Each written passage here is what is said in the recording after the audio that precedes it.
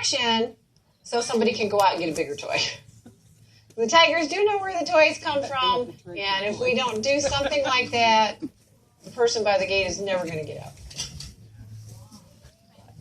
Now, Meg's offering him a piece of chicken, and so far he's not taking it. It's like, no, I'm very happy with my basketball. Or maybe he talked to his brother. He does have a brother named Ezekiel. Ezekiel and Zion do live together. They don't do shows together anymore. They started fighting as they got older. But Ezekiel will only trade if you give him a piece of beef and chicken. So he has to have a combo platter or there's no trade. With Zion, typically you can give him one or the other and you're okay. And Zion also always has to clean up his little area over here. He's very meticulous. He'll clean up the area where his food's at. He'll clean up his paws.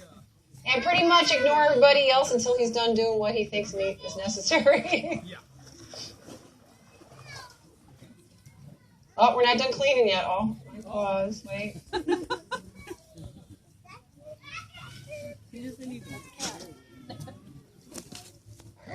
I think Daniel's got his attention. Oh, yeah.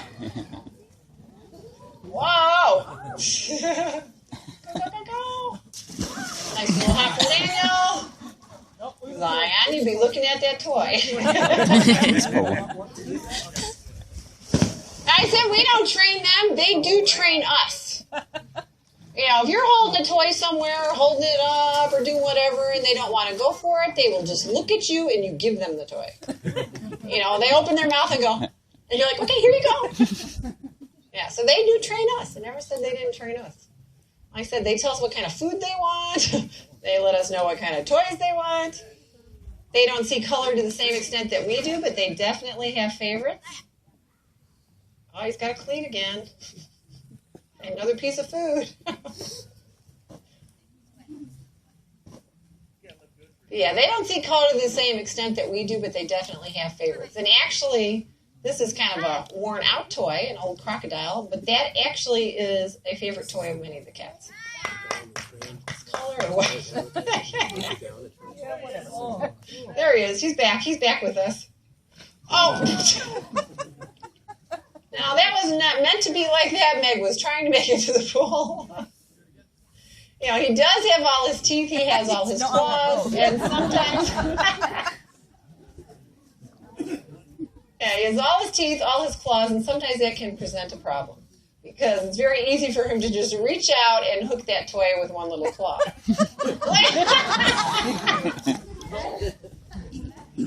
All right, we'll see. Do you want it bad enough? You keep it for a while. Well, he's still eating. It's going to be a few minutes.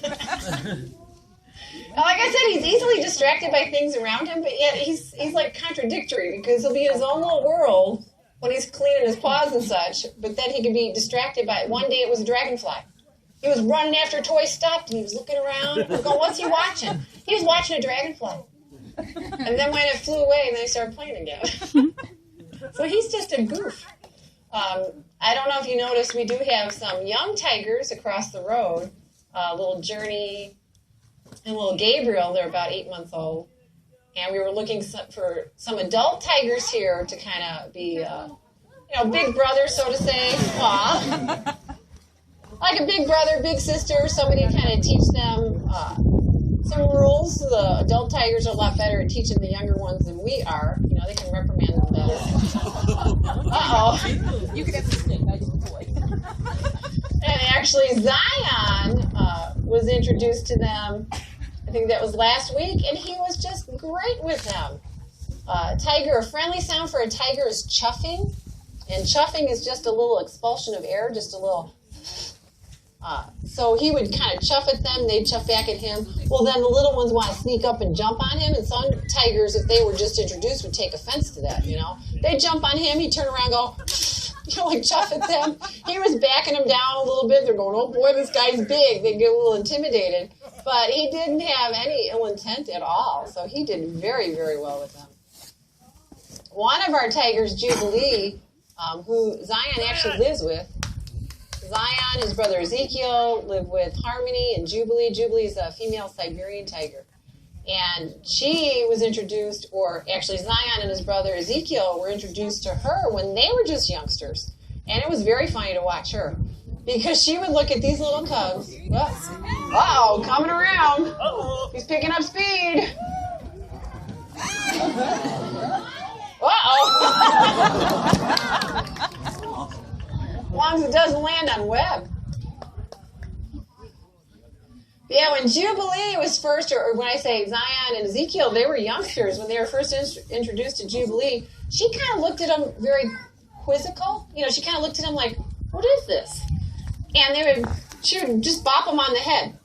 She'd go bop, and they'd make a little roar at her. She's like, oh, that's funny. When I bop them, they make noise. So she would tilt her head and bop them. They'd make noise at her. She'd bop them again. And there again, she didn't have any ill intent, but it was pretty cute to watch them. You know, they have relationships amongst each other, just like we have relationships. We have different relationships with the creatures we work with. And likewise, like I said, you know, they with each other. Zion and his brother Ezekiel, even though they can't come and play together anymore because they get a little bit too rough with each other, they start fighting, and it's typically over the toys. It's over the toys, over the food. They are still best of friends in their habitat. They'll hang out with each other, they'll cuddle, they groom one another, but when you introduce toys and things that they can become possessive of, then, you know, that friendship's kind of out the window. Possession is also an instinct. If they possess, they're hanging on to something, protecting it, telling everybody they can't have it. They will actually vocalize, so they'll growl, they'll hiss, they'll roar, they'll show their teeth, they'll tell you in no uncertain terms you need to back off. Sometimes it's just a minor possession, you know, a little bit of food, another toy will kind of steer them away from that. Other times we'll have to leave them with that toy, let them just shred it up and get it out of their system. You know, like, you can just have it. It doesn't mean that much to us. And then we'll move on. There have been a few times where a tiger's been so possessive of a toy, they've actually left the toy to remove us, which includes chasing you down, and then go back to the toy. So that it can be a very dangerous instinct. But what we can do is try